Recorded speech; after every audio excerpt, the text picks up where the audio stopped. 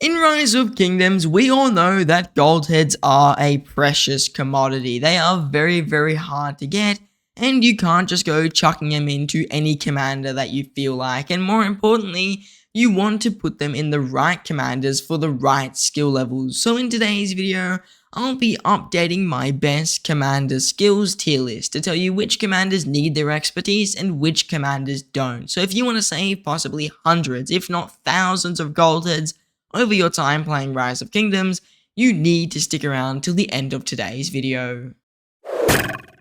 Now, before we enter into today's tier list, let me explain what I mean by cheaper skills, and it's really simply the skills that you do not upgrade on a commander, and the goal for today's list is to try and get 80 to 90% of a commander's kit worth of value for the cheapest amount of skills. So as an example, Nebuchadnezzar is really good at 5511, which is just maxing his first two skills, and you get to save the gold heads from these last two skills. And I'm sure almost all of us know the price of commander upgrades scale the more skills you upgrade. Like my Shirvanipal, who's one skill of expertise, is 80 gold heads a level, but when I look at someone like Artemisia, who's currently 3000 right now, she's only 15 gold heads a level. So there's a massive difference when you look at commanders in terms of their gold head cost per level once you reach the later tiers. So being able to upgrade a commander for cheaper, it's like 5515 for example, is really, really good, and that's the goal of today's list. So obviously every single commander, their expertise is going to give them more value, but is it worth the gold heads? That's the kind of trade-off you have to consider, and that's what today's list is about. Now, with that out of the way, let's switch over to the tier list. So now here is the tier list, and I'll explain each tier. I mean, expertise, these commanders need their expertise for full value. All their expertise is, in my opinion, worth the gold heads that you would spend. There are only a few commanders which will have the expertise worth the gold heads, but there will be quite a few which need their expertise. 5551 is commanders who need 3 skills max. It doesn't necessarily have to be 5551, it can be 5515, it can be 5155, it depends on the order. 5511, once again, same story as the top here, and these commanders will just need 2 skills maxed.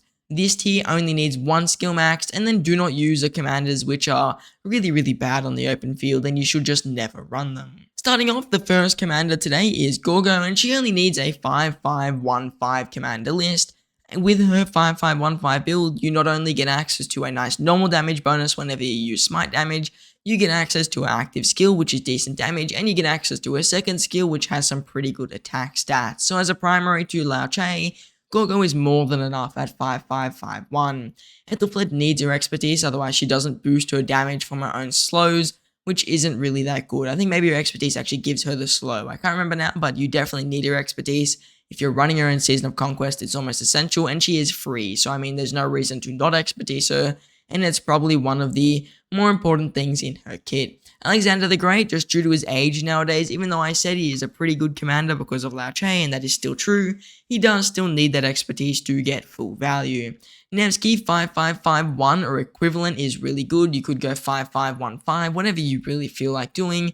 I think honestly though, Nevsky's just got an all-round really powerful kit, and you can't really go wrong with expertising him or not expertising him and just upgrading 3 skills. He's usable at 5511. It really just depends what you want to do with your Nevsky, and I would say if you're going for the cheapest but highest value, 5551 is really good.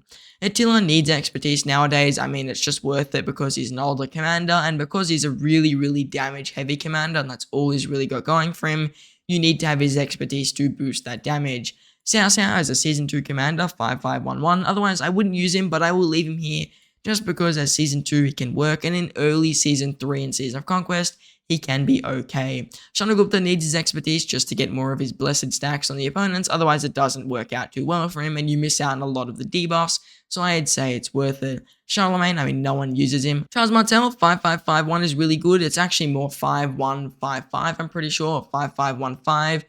And it's just skipping his garrison skill, really. It's a pretty good skill set out for KVK 1, pretty good for KVK 2, decent for Season of Conquest and Season 3. Obviously, Martel is nowhere near as powerful as he used to be, but he is still pretty decent, and with a 5515 build, he can be strong as well. CJ 5551 is decent. He's not OP, but it is pretty decent, and you could get away with it. You get some nice skill damage bonuses, you get his active skill damage, and it is an okay commander pairing. Obviously, once again, not very meta because he is an outdated commander, but he can still work pretty okay.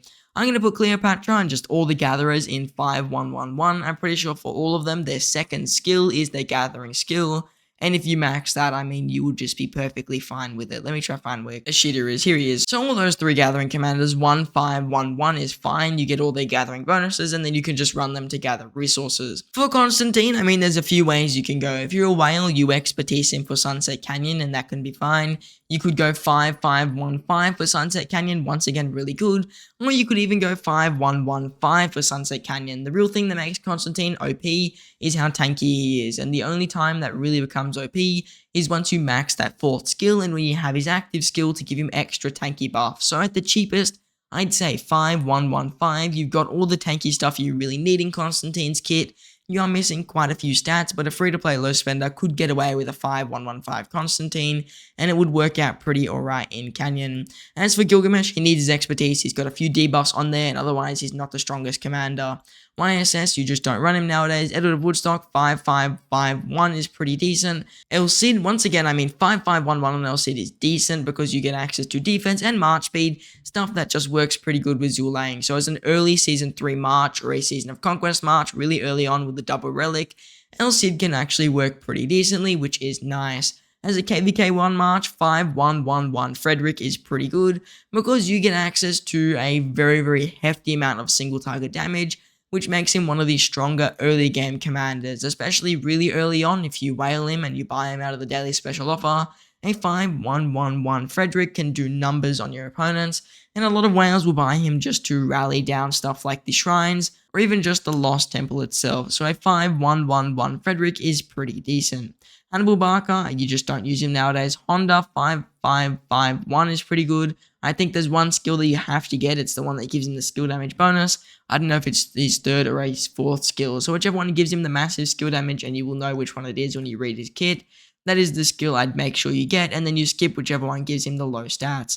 Bertrand 5-5-1-5 is pretty decent. Guan Yu 5-1-5-5, so skipping that 2nd skill, and you'll be in a really good spot. You get to skip the 2nd skill because it is for rallying, and it is perfectly fine to not have that in his kit, and his expertise is not very needed. So Guan Yu gets most of his value from his 1st skill, his 3rd skill, and his 4th skill, and you still get access to the silence and the extra damage which he does deal. So you can't go wrong with a 5-1-5-5 Guan.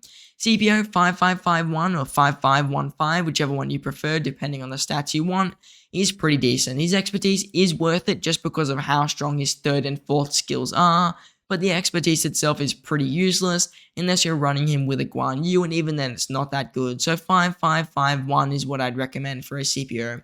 Xeno, no one uses her. If you want to run Khan, you have to expertise him, otherwise you're not going to get enough value. You're just going to get really bad trades. So expertise or nothing for Khan. Nebuchadnezzar, I used to say 5-5-1-1, but nowadays it's really 5-5-1-5.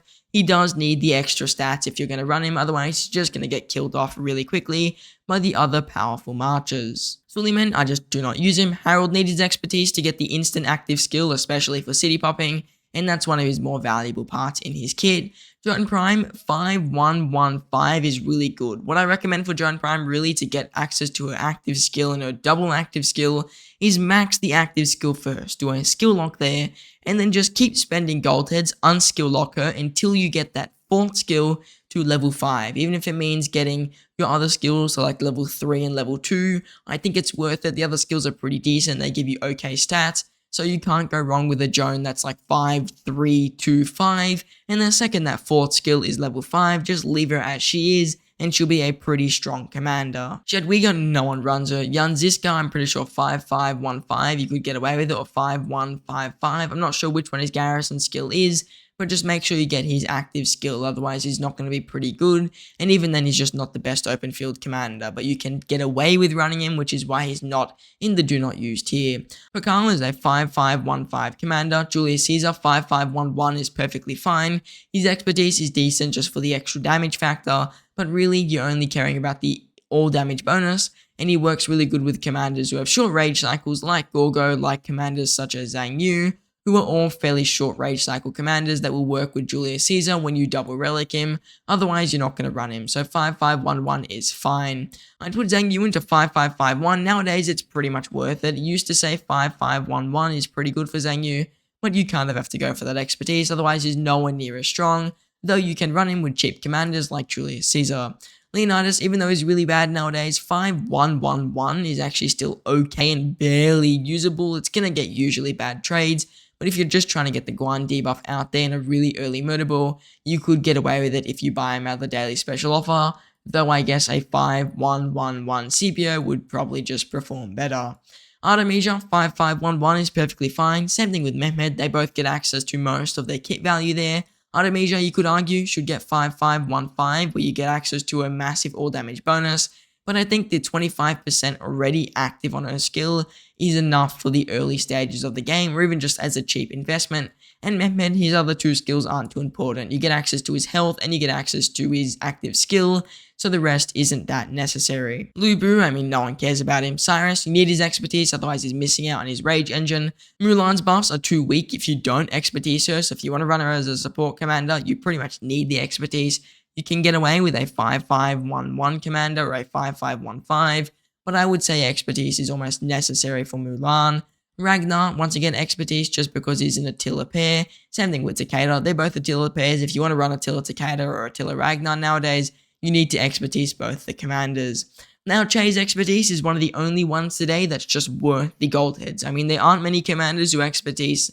You should do it just because it's such high value, but Lao Che's is just that high value, so expertising Lao Che is always a good idea. Boudica Prime 5551 is fine. There aren't really many commanders nowadays who silence you. There's only like Guan Yu, and there's like the new range commanders. So really, Boudica Prime at 5551 is fine, and her fourth skill is almost useless, only giving you a 5% all damage bonus against infantry, and a little bit of healing, which really isn't good for the open field. If anything, it is a downgrade to her kit. Flavia, since they do not use, especially for the open field. Henry, I would say 5511 is actually pretty decent for him, and you could get away with it. 5515 is probably his most optimal level, which is why I'm going to put him here. But if you have him at 5511, and that's what I recommend really early free-to players to do, you could run Henry like that, and it would be a perfectly fine pairing. Minamoto 5551 is perfectly fine. I think it's actually 5515. Skip his barbarian skill, and you can get pretty decent value out of him in the early KVKs. Moctezuma is do not use, Ditto is do not use. Yulang, one of the other commanders that's worth the expertise.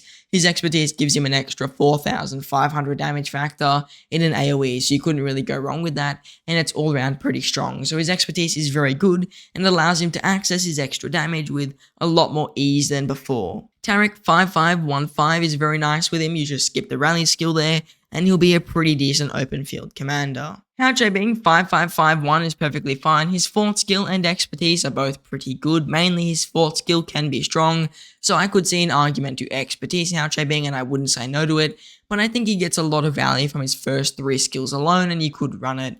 I'm going to put Heraclius also into 5551 because you just run him without his garrison skill, and you get an okay AoE, and you get a really tanky commander out of it. So I think Heraclius actually slightly underrated for the open field, not very good, but you can run him, and you could get a few AoE kills, and you can also AoE barb farm with him as well.